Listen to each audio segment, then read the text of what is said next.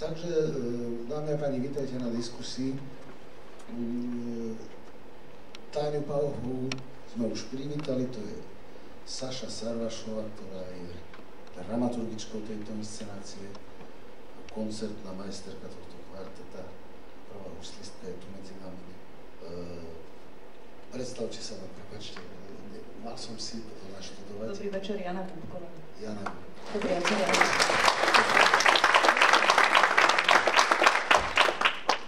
Slovo odovzdám tebe, ako aj včera, dramaturgickú radu zastupuješ, takže povedz nám, prečo je to na tomto festivale podľa teba a čo sa ti na tejto inscenácii páči, čo si vážiš na nej, čo ťa oslovilo. Ďakujem, dobrý večer. Tých dôvodov je hneď niekoľko.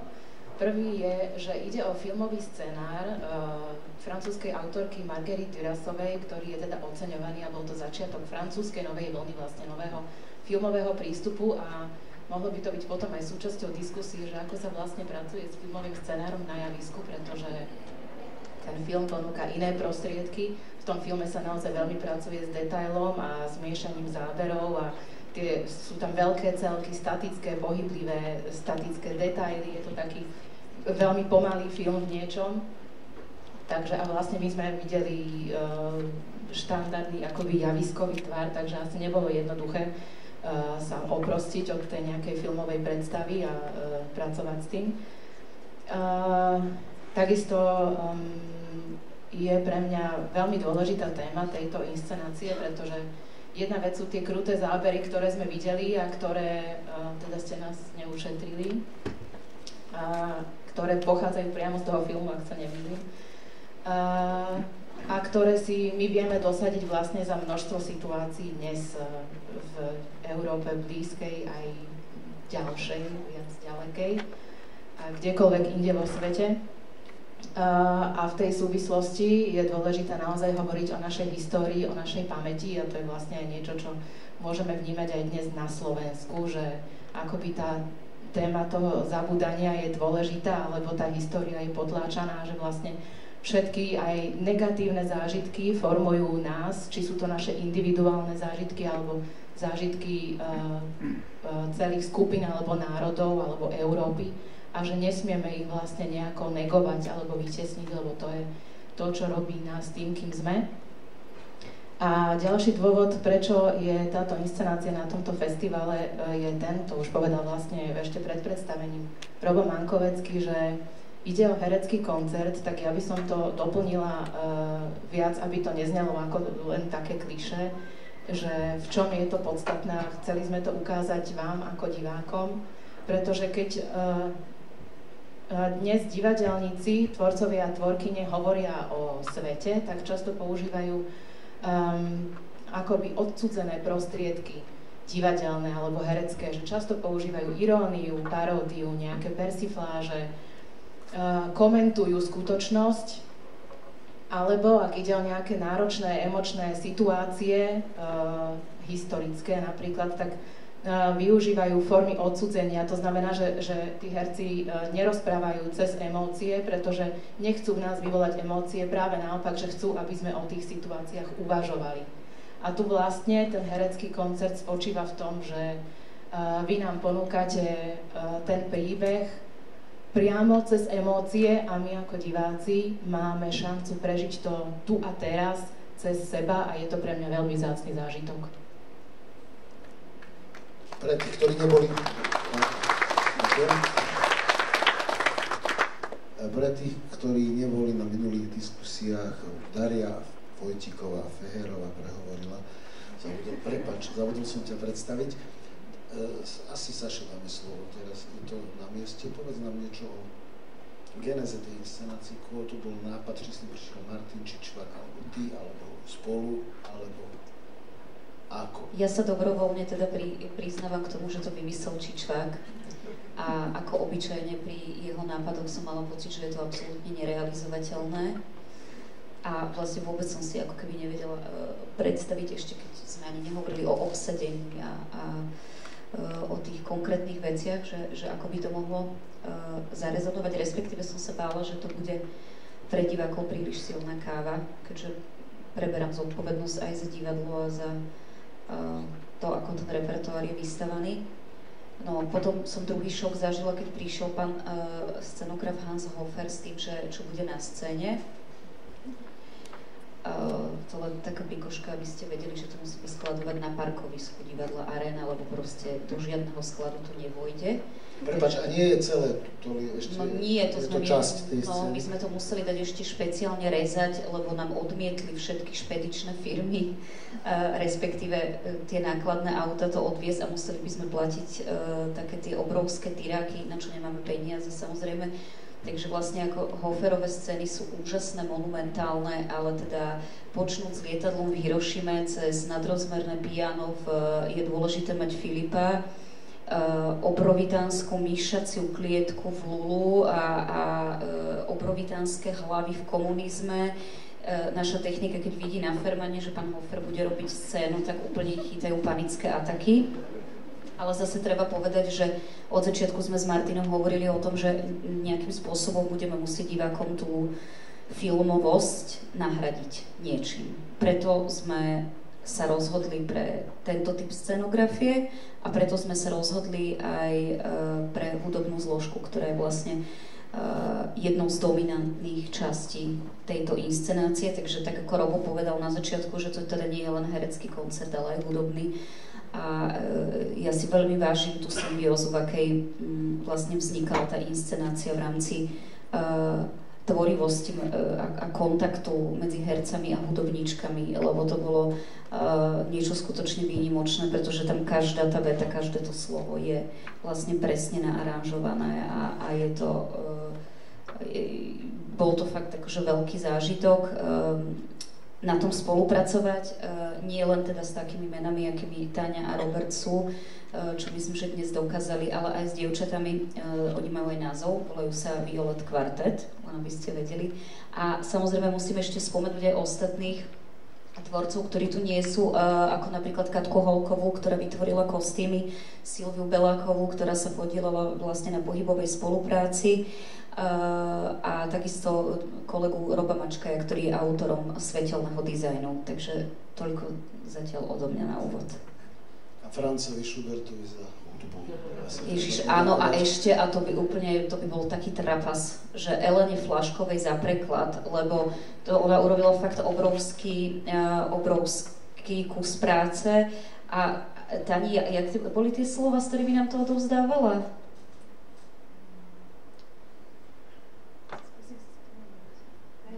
Dobre, tak Táňa buď si spomenie, alebo to potom budem voľne parafrázovať.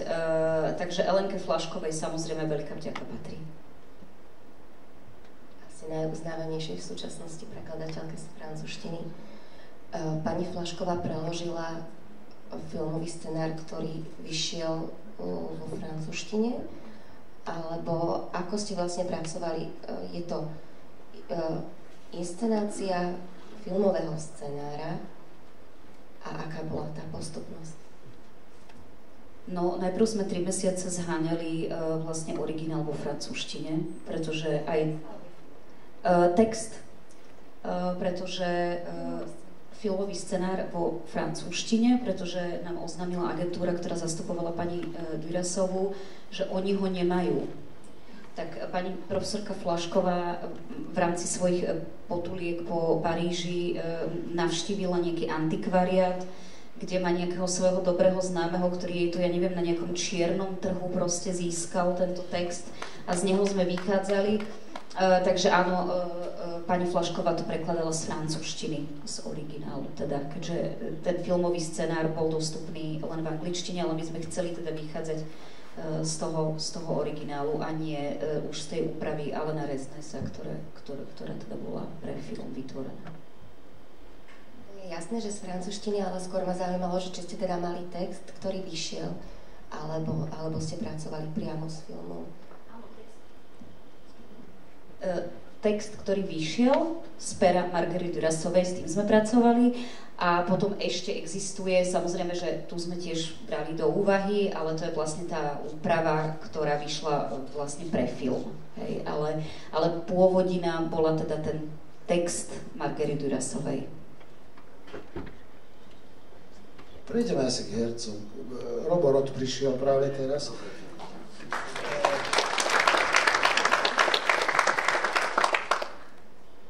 Veľmi by ma zaujímali vaše pocity z tohto textu, pretože tá téma je skvelá.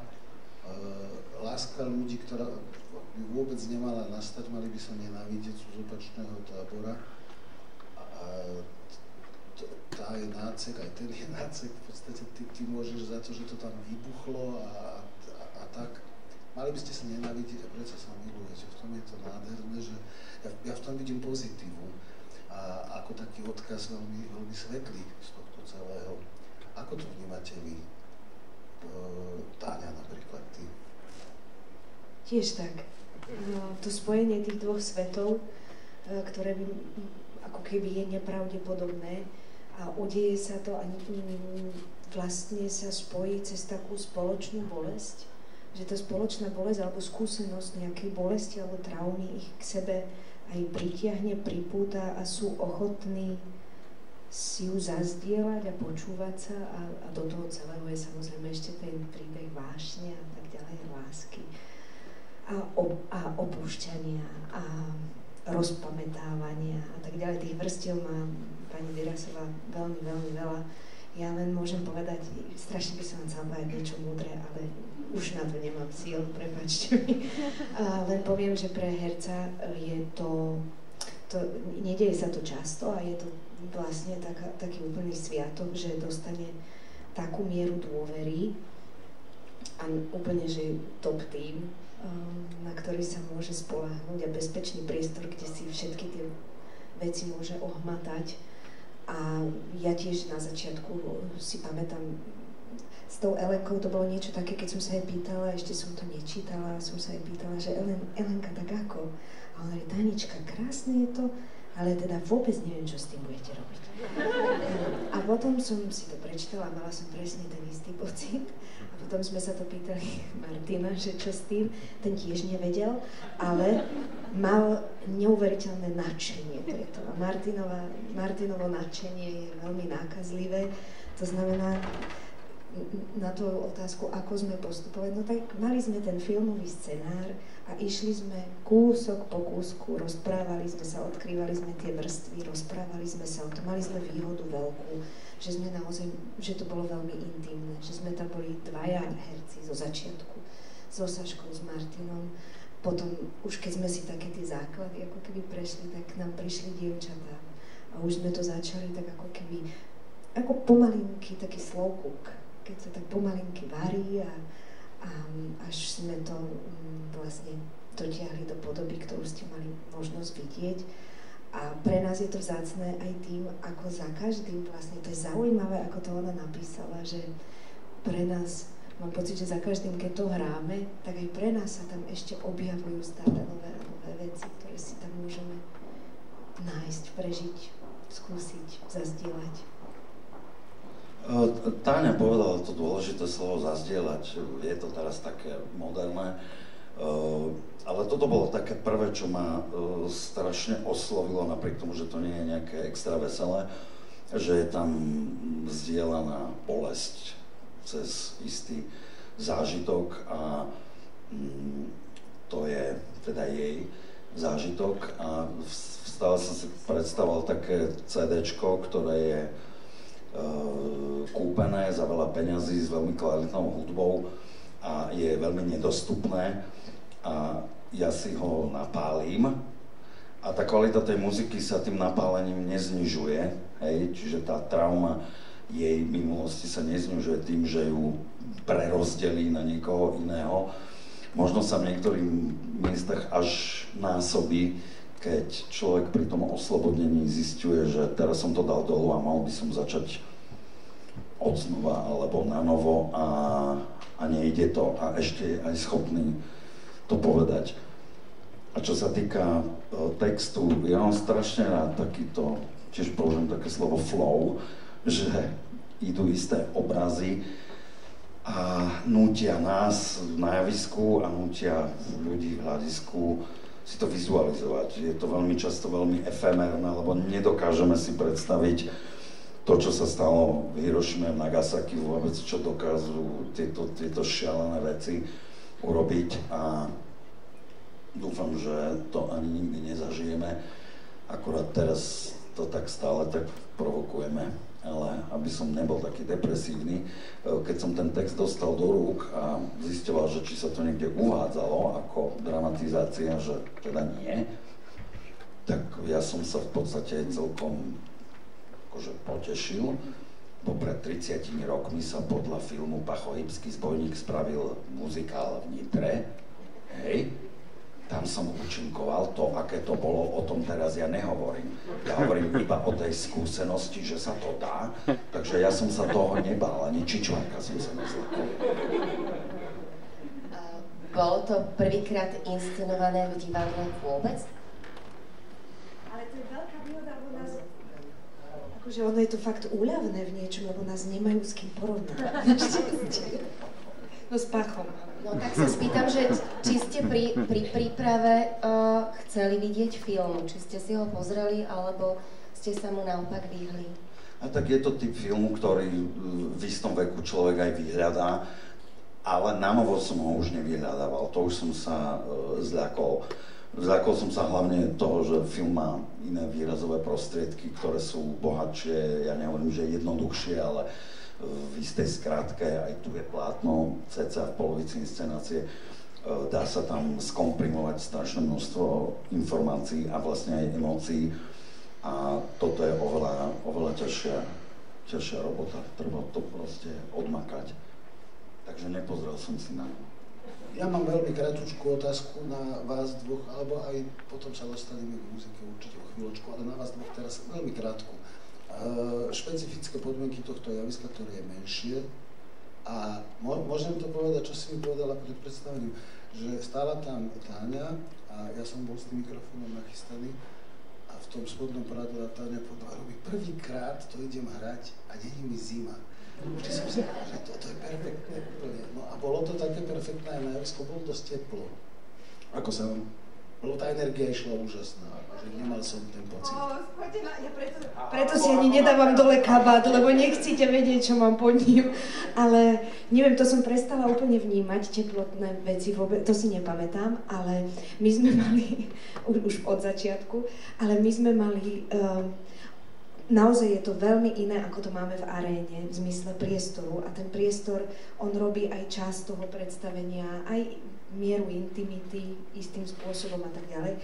No a teda lepilo nám, sme si hovorili, že lepí nám, lebo tu sme boli, teraz som hovorila, že prejdem okolo, vyrazím slák z ruky, že skočím na niekoho, na kontrabas, tuto, že prosto je to také, nie sme na to zvyk, to je prosto, je to zvyk, že človek niečo nejako naskúša a má to nejakým spôsobom vnútorne dané a je toto veľmi iné, ale ja neviem, ako to išlo tam, ale my sme si s Robím, tak sme sa zmačkli s tým, že to je vlastne super intimita toto pre nás, že je to... Vy ste videli exkluzívne to, ako sme to naskúšali. Lebo my sme to naskúšali do úplne, že toho finálneho tvaru na skúšovni. Potom sme vyšli dolu na javisko a zľakli sme sa tej veľkosti.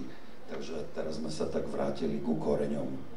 Áno, a bolo to super a tak začíname rozmýšľať, že ako to tam u nás zase zmenšíme. Ono je to vlastne veľmi odvážne, takýto intimný príbeh, aréna má naozaj, ja neviem, 2-krát, možno aj viac, skrátka veľké hľadisko, takto intimný príbeh inscenovať na takom veľkom, na takej veľkej scéne. A chcem sa spýtať, že či to, čo vlastne vo filme prináša napríklad strih, alebo zoom, alebo nejaké technické skrátka prostriedky, vám prinášajú tie mikroporty? Či to funguje podobne, že vlastne môžete ostať, nemusíte kričať, hej, že môžete ostať vlastne v tej intimite. Rozumiem tomu správne, alebo či to pomáha? No bola to technická pomôcka hlavne kvôli kvartetu, ktoré tu je, aby sme ho neprekrikovali, ale zase musím povedať, že my sme to skúšali bez toho. Len ono to celkom nejde. No, že v kombinácii s kvartetom na javisku, ktoré keď chceme, aby naozaj hrali, tak nám potom, však sme zvyknutí herci, že akým spôsobom hľadať autenticitu, pravdivosť alebo intimnosť nejakú vo verbálnom prejave aj vo veľkom priestore. Ale toto už bolo naozaj ako keby aj v tom veľkom priestore, aj s kvartetom, ktoré hrá Schuberta, že už by to bolo taký Jurský park, že by sme vlastne iba kričali na seba a už by to bolo kontraproduktívne. Takže vtedy prišli mikroporty, ktoré vlastne v konečnom dôsledku nám pomohli zachovať si alebo môcť obhájiť ten úplne civilný tón. To, že Schubert bude znieť na javisku, ste vedeli od začiatku, lebo keď ste skúšali v skúšovni v menšom priestore a potom ste sa presunuli do väčšieho, prečo vlastne pán režisér ešte pridával, akoby vám to skomplikoval, pridal vlastne živú hudbu? Ja iba, poviem, že my sme na začiatku, okrem toho, že tu bude masívne lietadlo, naozaj nevedeli nič, čo bude. Je tak? Ale či človek vedel o tom Schubertovi, len vám to nepovedal. Lebo sa bál, že by ste úplne zdúbkali potom z tohto projektu. A ja len teda poviem, že áno, Martin mal od začiatku v merku teda toto Schubertové dielo a myslím si, že to trochu súvisí aj s jeho poslednými inscenáciami, ktoré robí vo veľkých operných domoch, napríklad v Čechách, že začal byť tak trochu posadnutý hudbou klasickou. A zároveň, keď si sa pýtala na to, čo slúži možno ako strih v tom divadle, tak určite tie porty sú jedna vec, ale samozrejme sú to aj tie... tu máme 3 obrazovky, v divadle u nás sú 4, ktoré vlastne robia tie predely tými vlakmi a tými jednotlivými vlastne zábermi, ktoré tam sú. No a potom samozrejme tá hudba samotná. Takže on vedel od začiatku, že to vlastne bude hudobno-dramatická báseň takýmto spôsobom komponovaná. Môžeš posunúť mikrofón možno aj vedľa. Nebudete to mať také jednoduché, keď už tu ste, ale najskôr chcem povedať, že tá interpretácia bola pre mňa skvelá, že som sedel tam a v predposlednej časti vôbec neviem, čo Robo s Táňou tu hovorili na tom krídle, lebo ja som sa pozeral, v akom strašnom piane nádherne hráte to Marka, to, ktoré je ťažké, jak šlak, a v takom pianissime to hrať je úplne nehorazne ťažké. No a príde otázka. A tá sa týka ale časti aj hercov. Vy sa musíte ale rešpektovať a počúvať, inak by to nemalo zmysel. A preto to pianissimo muselo byť také a preto to je forte a vzájomné. Mali ste s tým skúsenosť predtým? Bola to vaša prvá skúsenosť? A bolo to ťažké pre vás? Toto ma zaujíma.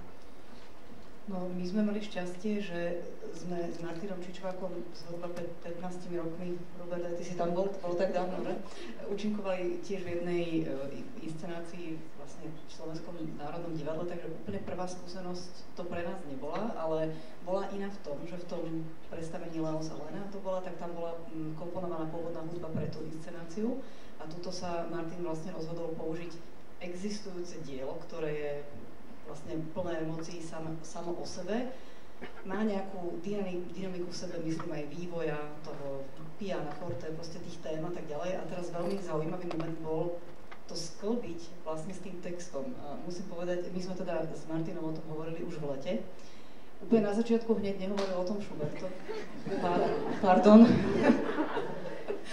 Najprv teda akože tie prvotné debaty boli o tom, že on si predstavoval barokovú hudbu, lebo to sa mu v poslednej dobe veľmi zapáčilo, vlastne na originálnych barokových nástrojoch a preto to so mnou rozoberal, lebo ja vlastne aj na takom nástroji hrám, sa tomu venujem.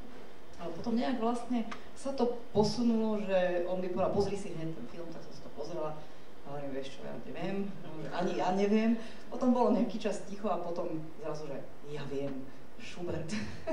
Takže vlastne takto to prišlo a nevedela som si to hneď ani ja úplne presne predstaviť, lebo samozrejme scenár som si musela prečítať, ale musím povedať, že jeden z najväčších zážitkov počas tohto celého nášho spolupôsobenia bolo, keď som sa prvýkrát stretla s Martinom vlastne nad tým scenárom a púšťali sme si teda tú hudbu z nahrávky a to bolo neuveriteľné, pretože Martin je tak nesmierne citlivý človek na hudbu, on tak neuveriteľne vie zavnímať vlastne emóciu toho a odhadnúť to, že to ste asi aj vy tak museli vnímať, že pre mňa to bolo úžasné. Takže my sme vlastne vytvorili takú kostru spoločne a potom sa to prenieslo, že sme to skúšali spoločne a pravda, že bolo treba nejaké veci poupravovať, prispôsobiť. Aj tú dynamiku napríklad, čo ste hovorili, že my nedodržiavame úplne tú originálnu od Schuberta, ale zase musím povedať, že ja nesmierne obdivujem Táňu aj Roba, jak vedia do tej hudby vlastne ten text napasovať úplne fantastickým spôsobom. A je to veľmi, stále je to také živé, plastické a kreatívne, lebo vždy niektoré veci trošku ináč výjdu a je to proste fantastický zážitok. Áno, a Rob, ty si chcel reagovať? Ja som si len spomenul, že Franz Schubert, ktorý je vlastne romantik, hej? No, je to romantizmus hudobný, takisto s Robertom Schumannom a že vlastne princíp romantizmu je v literatúre je harmónia kontrastu. A že tu máme dve mocnosti, ktoré sa stretli vo vojne na opačných stranách. Táto vec, ktorá sa hrá v inscenácii sa volá Smrť a dievča. Čiže vôbec som sa nebal, že by to nesadlo. Pretože to, čo aj Jana teraz spomínala, že to dopasovávanie, ono sa to, povedal by som, až priam ponúka.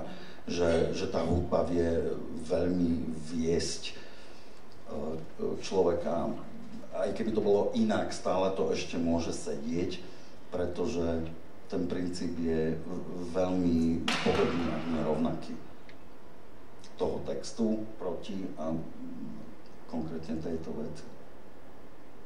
To je pravda. A tam ide aj o tú mieru toho interpretačného vkladu vlastne do toho, lebo ten text, ktorý my zase máme, niečo hovorí, ale samozrejme my máme dosť, podľa mňa, veľkú mieru toho, ako to vieme prispôsobiť práve tomu aj, čo potrebujeme, si myslím. Takže to bolo... A ešte taký, musím povedať teda na vašu chválu to, že ja keď my sme si to totiž čítali s Martinom, ten scenár, akože my sme to do toho rozprávali, som si to volila.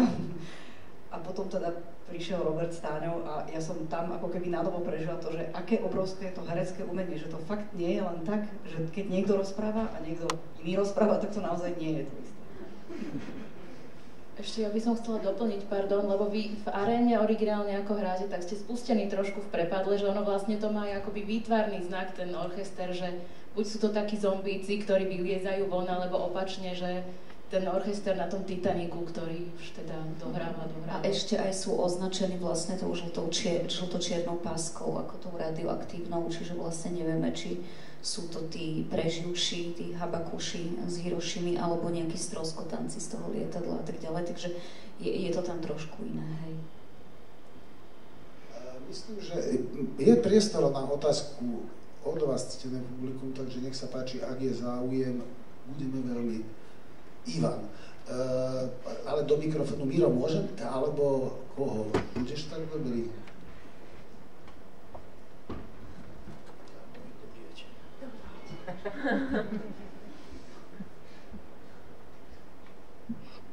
Dobrý, ďakujem. Či vám neprichádzalo do úvahy, že dokumentárne zábery sa dá nahradiť niečím divadelnejším?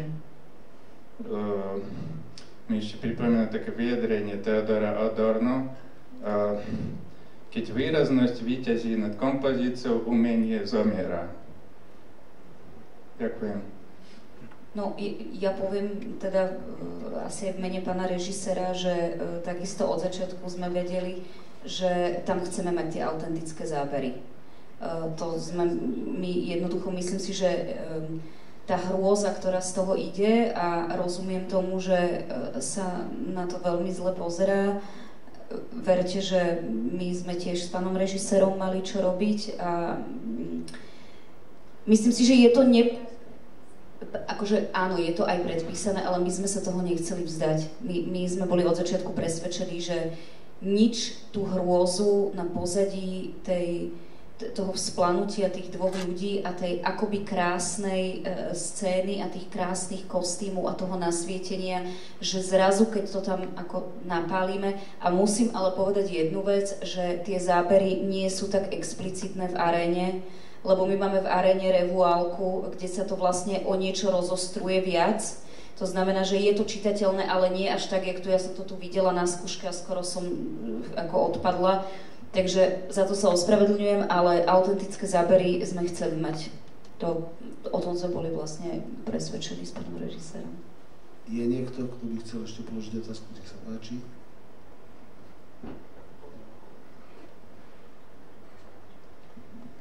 Dobrý večer, ja nechcem žiadnu otázku, ja chcem len povedať za mňa môj názor, tie pohybové kreácie boli fantastické, takže mňa to veľmi potešilo a som bola ohúrená tým, teda myslím, to je milostné. Ale teda proste odozdávam pozdrav aj tej pani, ktorá s vami... Odkážeme Bele, áno, ďakujeme.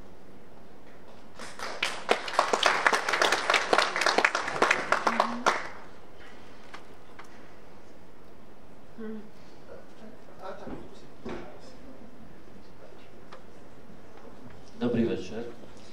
Pred rokmi som videl na Dotykoch a spojeniach Shakespearea, Richarda. Tuto dvaja protagonisti tam hrali. Pamätáte si to? Bolo to... Je to pár rokov dozadu. ale nikdy som nemal tú možnosť povedať, že to, aký to bol pre mňa zážitok. Odhliadnúť od toho, že Richard bol úžasný ako Richard, teda Robo. Ale pozeral som potom film.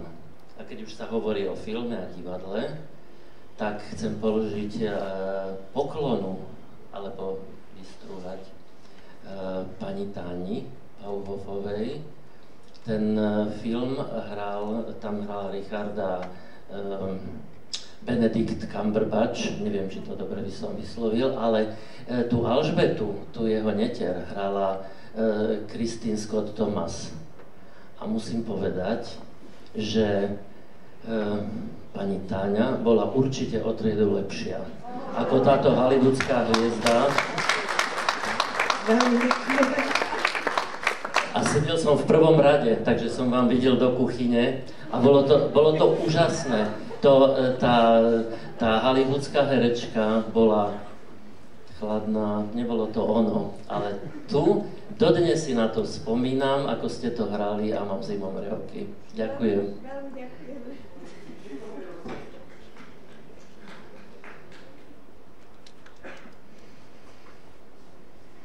Ja sa namiesto Roberta Vangovského pýtam, či ešte niekto chce položiť otázku.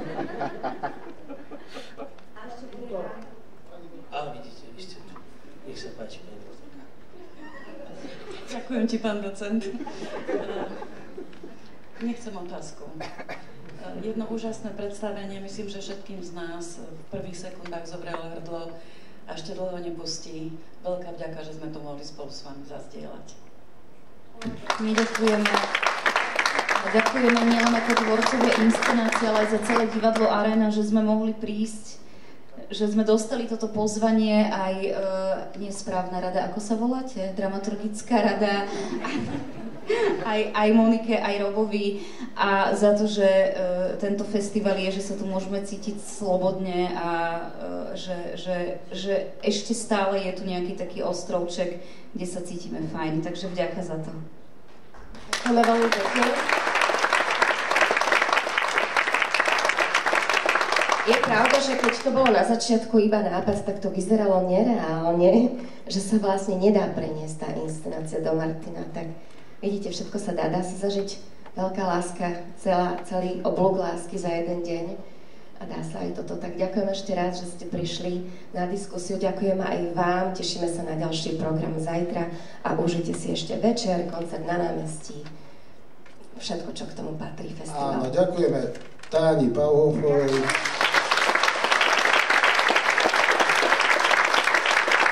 Patrónka festivalu Horečke, začínajúca akrobatky, Robovi Rotovi, Saši Savašovej, Janke Kukovej, Kári Poľskej, Feherovej, Monike Vitmovej. A Robovi Markoveckému, pekný večer.